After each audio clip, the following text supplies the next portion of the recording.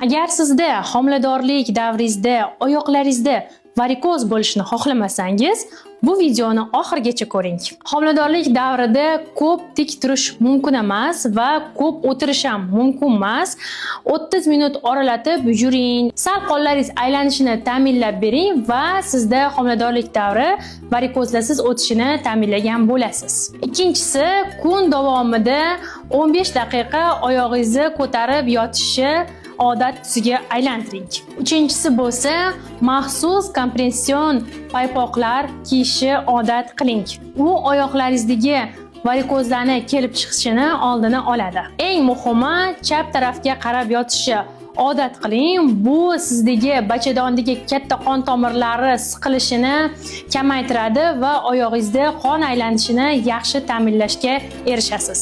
Homiladorlik hamda ayollar sog'lig'iga oid videolar, foydali maslahatlar uchun obuna bo'lishni unutmang.